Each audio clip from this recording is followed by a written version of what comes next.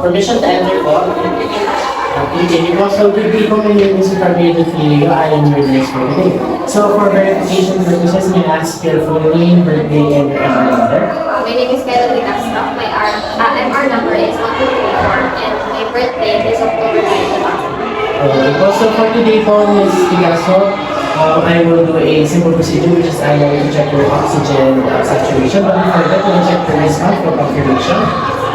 Okay, so now I will do a hand washing for the procedure. First is I'm going to ready all the equipment needed. So oxygen saturation important is to assess the respiratory function of our patient, which is you. So first I am going to do a hand washing. So there are moments of hand hygiene po. Those are before and after touching a patient, before and after doing the procedure, and after being exposed to the patient's surrounding. So now that I am done with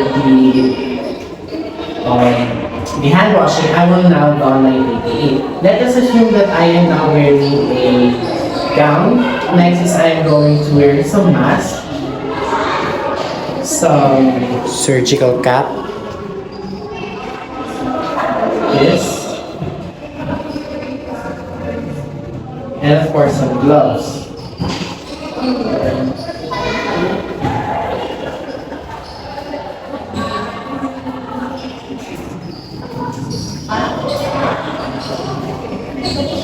Okay, next is this.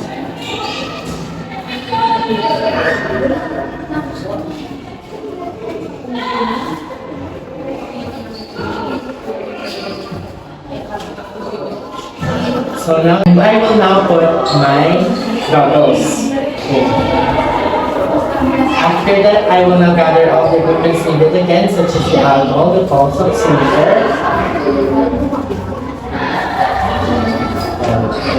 Now, before doing the procedure, may I ask if you want some privacy po?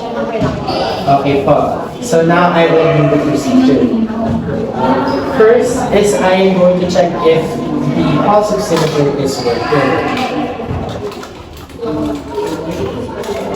Check if there is a battery. Since it's working, as you can see. Okay, now that I have checked that it is working, may I ask if you're comfortable with this position pa, in this sitting position? Okay. Now that you are in a relaxed sitting position, I will now check your hands for the site that I will be putting the pulse oximeter. So is it okay for I do it here? Now I will prepare the site po. It should be in a heart level, so okay. So the sensor that is appropriate to use is go back. Okay. Now that I've located the sensor, I will be putting the pulse oximeter down. I will apply the pulse oximeter. I will ensure na hindi po masikip yung paglalagyan. I will turn it off. There is no input source for input sa mga finger, okay? I will now put the pulse oximeter. Okay, now that it's done, I already put it. So we will now wait for it to show what is your pulse rate and your oxygen rate.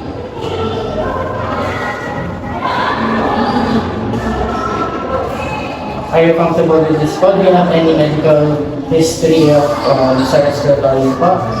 Wala naman. Okay po, so lumabas na po ang result. Your oxygen saturation is 97, which is within normal because the normal po is from 95 to 100. Now I will report it with time and date po. I will also evaluate your oxygen saturation with your clinical condition po. Yan, normal naman po siya. Now that I've done recording it, and nga po, as I've mentioned, normal po kayo since ang normal rate is from 95 to 100. Okay po. Now that I am done, naman po kailangan i-confirm sa other healthcare worker since nasa within range naman po siya. Now, I will remove the pulse oximeter. And then, itatali ko na po siya. Now, I will document all of the information that I've gotten in this procedure po.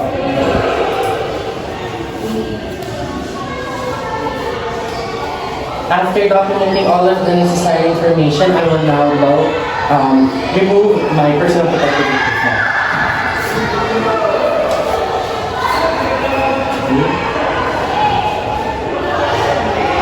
And now I will perform a hand hygiene.